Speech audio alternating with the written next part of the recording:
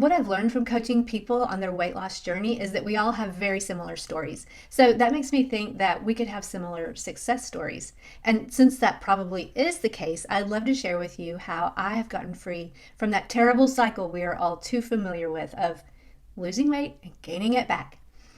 I don't live in those extremes anymore, and I know that can be true for you too. So the beginning of the end came when I learned about diet culture. So let's define what diet culture is before we touch on its three main parts. It's basically man's wisdom about how to lose weight without the wisdom of God. For example, over 100 years ago, it was popular to use tapeworms to lose weight. The wisdom of God would send up red flags right away to steer us in a life-giving direction and avoid the pain of this method of weight loss. We've come a long way since then, but we continue to lack wisdom. And we know this is true because the struggle still exists. We still don't know what diet to get on to lose weight and how to keep it off. So if you choose to embrace this journey of freedom, the first thing we will learn about diet culture is that we are living out of order. We are three-part people: spirit, soul, and body. And if we're not living our lives in that specific order, we start to value the created over the creator, God. And that means that we're lacking in relationship with him, which leads us into cycles of defeat instead of cycles of freedom.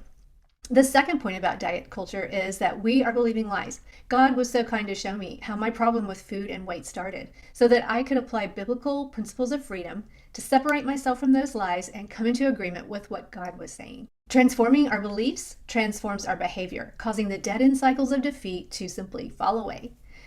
The third and last point about diet culture is we are so confused by diet culture messaging. I'm thankful for some of the weight loss leaders in the industry because they really care and want us to know the truth. But with the competition to grab our attention online, hundreds of ideas and methods are springing up everywhere to pique our curiosity, so we will click and purchase. Well, I'm happy to report that after years of wading through way too many diet details, I've narrowed down 12 simple truths about losing weight and keeping it off for good. These 12 core elements are truths that work across the board without fail when we realign them to work for us instead of against us. So we've gotten ourselves frustrated and stuck in wrong thinking, but there's nothing God can't fix. If you're ready to be free, let's do this together. Click on the link below to schedule an appointment so we can talk about what exiting diet culture looks like and if this is a fit for you. I'm really looking forward to hearing from you. Talk to you soon.